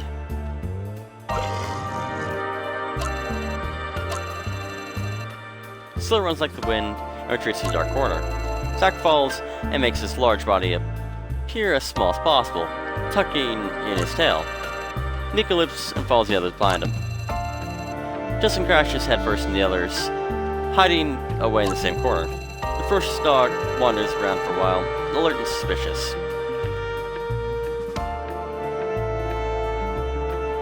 The cats all hold their breath, afraid of making even the slightest sound. Could seal their fate. Fortunately, there seems to pick up a new scent, something more interesting than the cats turns away. It looks like smelling something tastier than us. This is our chance. Oh, you're attacking it? I thought we were just gonna go. Oh, okay. In this particular case, Zack's large and average-sized cat comes in handy. This dog wasn't expecting an attack. Taken by surprise, it doesn't have the time to turn around. If there's one thing the streets ever taught me, it's to never let an opportunity like this pass you by. There's no way Zack missed this. Zack pounces on the dog's head from behind, still entranced by the smell of food. It's completely overwhelmed and rendered unable to resist for a moment. The dog is down. Raises his claws, Zack slices straight for the dog's eyes. Blood spurts from the wound and goes everywhere. Not what I was expecting. I thought we were gonna maybe prepare a trap. Nope, this is okay.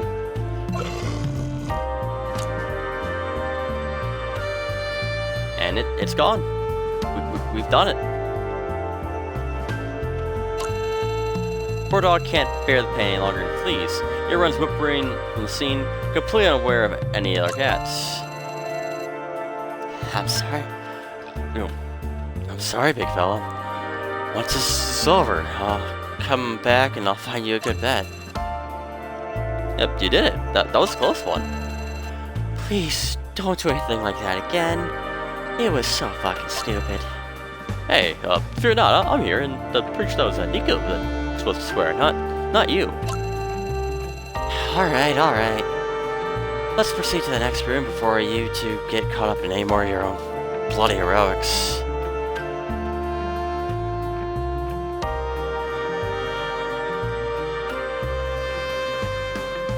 Okay.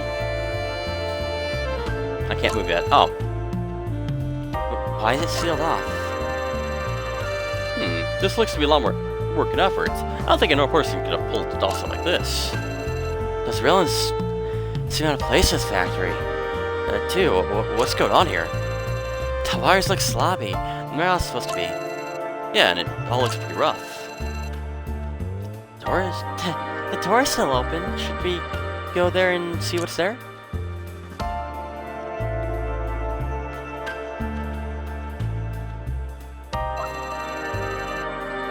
What's up with this place? Is it supposed to be abandoned? The walls are blocked off. It looks suspicious, doesn't it? Yeah, for sure. It looks like someone's doing renovation work. Well, wanna go check it out? Guys, I don't think we really have time for that. Oh crap, bro. Run!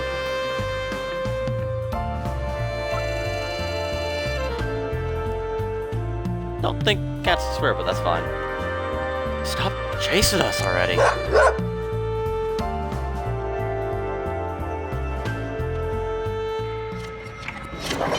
Okay.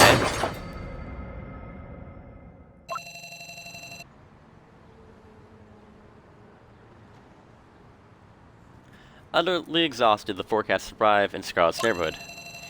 That'd be a long, tiring journey, even for a grown adult, let alone for four small cats who feel like strangers in their bodies.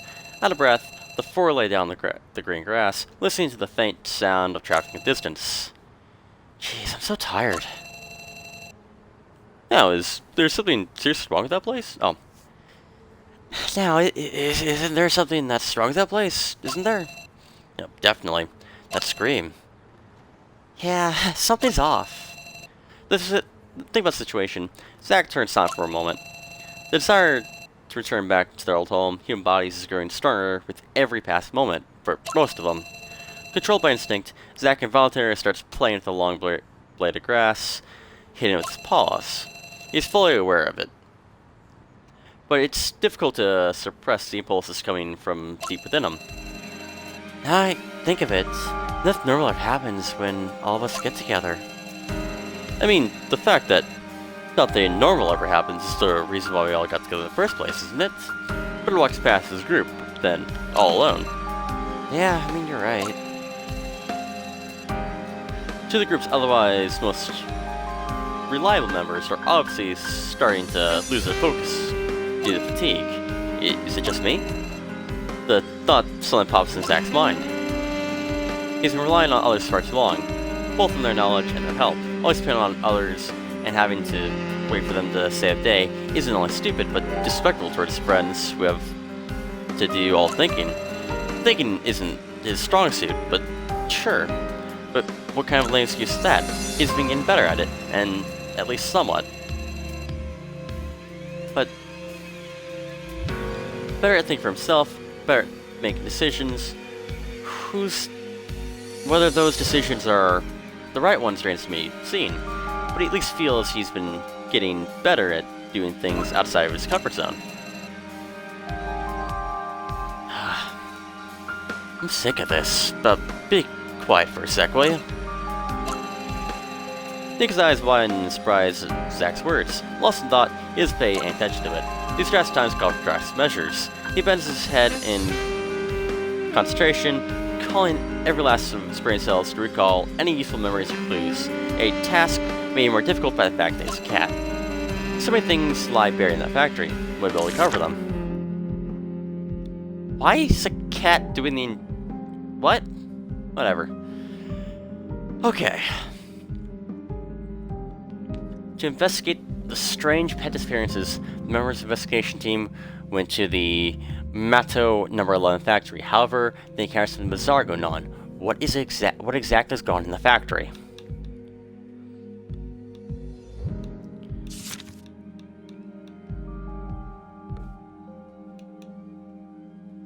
I feel like the factory would be an obvious one.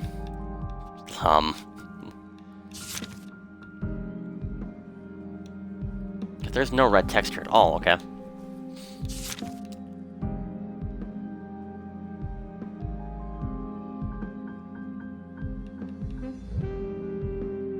Cat paws.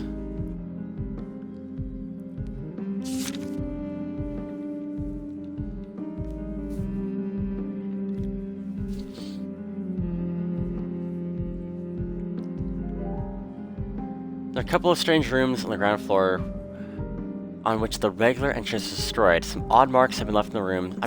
I mean, like, the factory has to be included. I don't see how it couldn't be.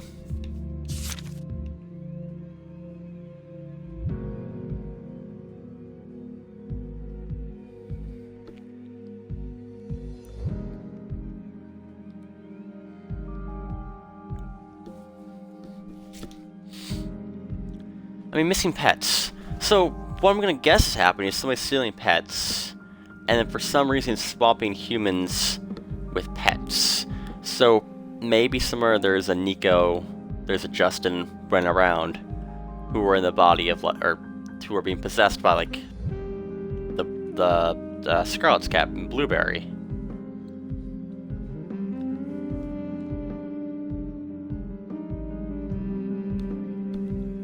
So I feel like that has something to do with it. Outside of that, I have no idea.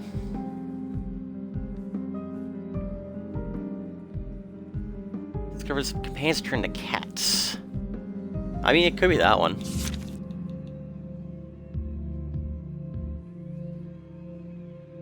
I don't think that's useful yet. trap seems relevant.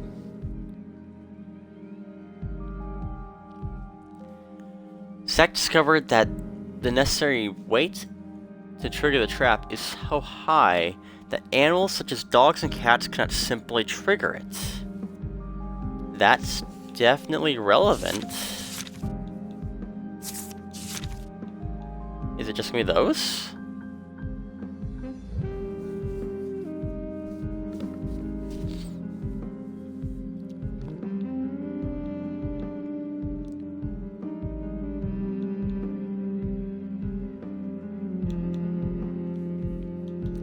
I do like cat paws here, but I don't know.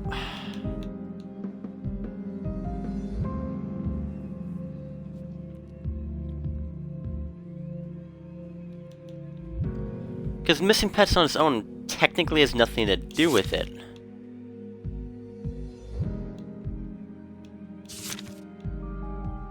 So I think I like going cat paws and then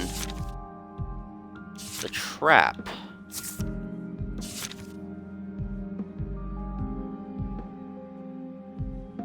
Now let me look back into the tea factory itself.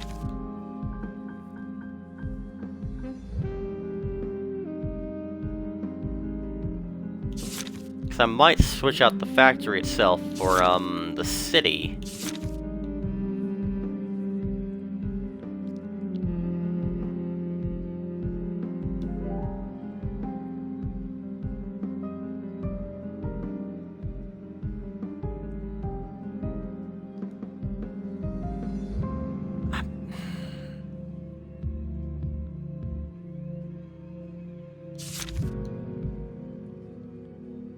I feel like I'm going to. I'm trying to justify it.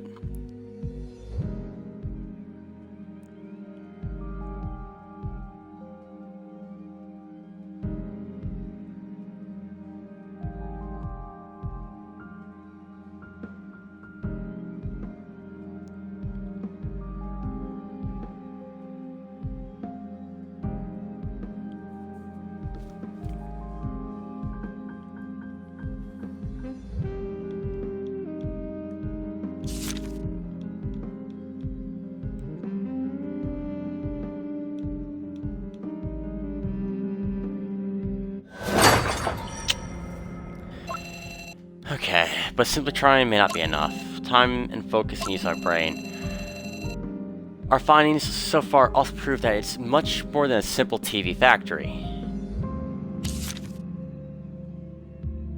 It's much more than just a simple TV factory.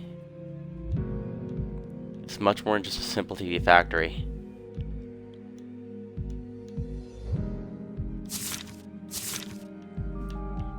So we need TV factory, obviously.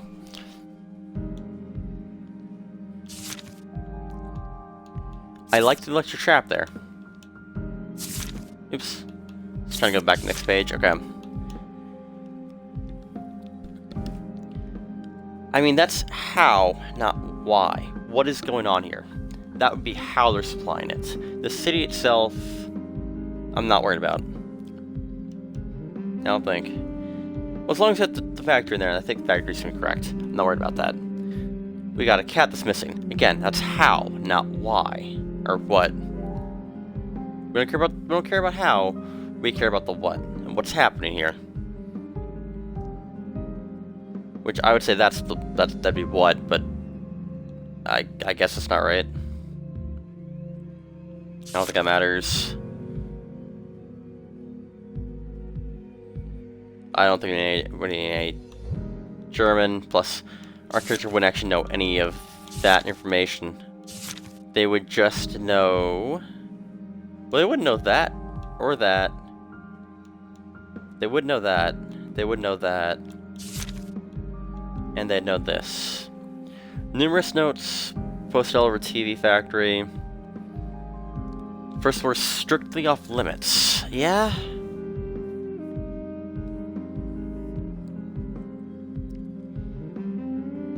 I mean, that helps us know that something weird is going on here, because obviously this factory's not...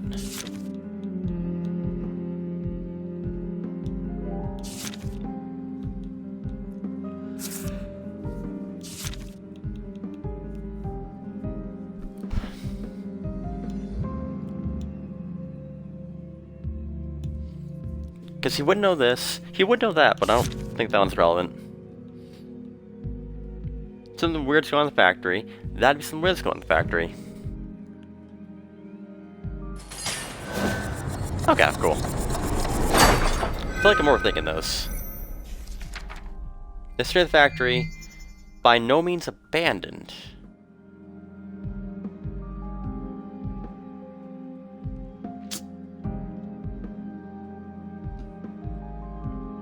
Not sure how the note number 1 suggests that because the number 1 is telling, hey, don't be in the. I mean, I guess yeah, that'd be why you can set up the trap. So it's abandoned per se, but not alone. It's been made obsolete, but not abandoned. Okay. I think I'm fine with that. Some spook is going on with that factory. The traps are obviously designed to catch humans. Their line of sight is higher than any up than that small animal, so they wouldn't notice what's beneath their feet, especially not in the dark. The voltage is so high that it could knock out a bear. It's completely overkill when it comes to small animals, which just proves that point. It's strange, but many animals roam that place. But traps like that just don't pop out of the ground. None animals are trapped, either. You mean those traps were deliberately set up to only work on humans? That would be a simple question of adjusting for the force of the springs. I've seen many times in that village back home do the same thing when they're catching wild boars. You just need to adjust the weight and the springs, or else even small critters can trigger the traps, effectively wasting them. In that case, that makes us the wild boars? So are you saying the whole place is set up so animals don't get trapped but people do? Yeah, that's what I think. Could just be a way to protect the factory from nosy outsiders. Those notices we found indicate a state-ordered evacuation. It's so weird. It's not like the place simply closed down because of bad management or decisions or something along those lines, but it must be something serious. There must be some more secrets buried that we didn't find. Should we keep exploring? What is he looking for? It can't be anything normal, right? I'm basing that assumption off the fact that there were cats and all. Yeah, that much is guaranteed. We can't just roam around in there without expecting a bunch of grunge trouble. We're walking straight in the lion's den, but if there's any crew brave enough to pull us off successfully, it's us. You're right, Zach. But first, there's one other thing. It's a super important thing. Get something to eat. I'm freaking starving. Yeah, I second that. And looking at you makes me think dog food should do the trick. Are you still gonna see Scarlet? The frozen shudder simultaneously at the thought. Let's put that idea on hold for today. We'll go to Hermitage and grab a bite. Yeah, good idea. Night's fallen, and it stays urban soundscape remains as loud and obnoxious as ever. Dive head first into the bustling nightlife. The 4 heroic felines roam about in search of tonight's dinner. And now, dear viewers, tonight's report. Rumors about a mysterious, shadowy figure have been spreading rapidly across the city, causing panic among citizens. The police have recently stated in a formal investigation of the matter. The figure is reported to be about 2 meters tall. It moves around quick, never staying at the scene long after appearing. It always leaves damage in its wake. As of yet, no casualties have been reported, and there are no concrete eyewitnesses reports in regards to the appearance, as most sightings have been reported during the nighttime. Experts say that the figure's actions and behavioral patterns bear similarities to those people suffering from mental illness. The police advise everyone to remain calm should they encounter the suspect. Still remove yourself from the scene and alert the authorities. Stay calm to prevent panic, and never try to intervene by yourself. This has been Channel 4 News. Another mysterious shadow roam the city, which has turned to a playground for all things bizarre and otherworldly by now. Tall and fast, both fit the description, but there's no mention of a bright flash of light. He's the same shadow figure from Scarlet's case or not? Just start thinking more about it, my phone starts vibrating.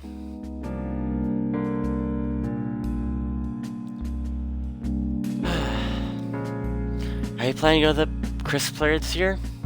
No, you're just taunting me. You know what my situation's like. Yes, I do. See that? What's this about? Nothing really. I just been feeling kind of down lately, and I thought it'd be nice to bring a date for a change. So I'm just a tool you used to regain control. Oh, come on.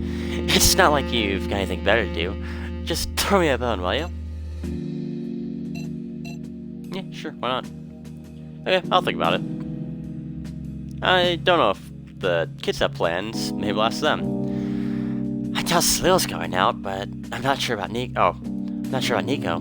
We'll see. Maybe we'll throw you a little party or something. You sound like someone who's visiting a nursing home. Chris Parade. Why is it a good idea and bad thing always come in pairs? Maybe serve an incentive to put a little more effort and solve these kind of problems. Anything on TV? Nope.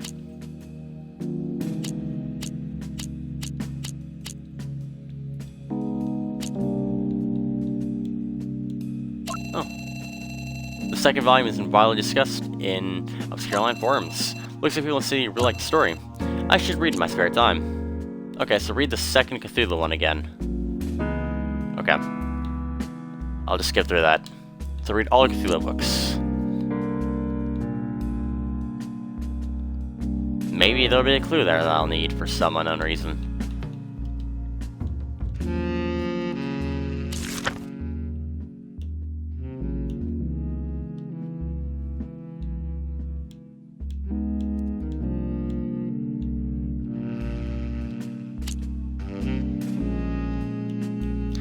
Alright, but yeah, that's gonna do it for this episode of Hermitage here. We'll continue on the next one where I guess we'll have the cats investigate the factory again and then maybe do something? Who knows? But yeah, see you guys next one. Peace.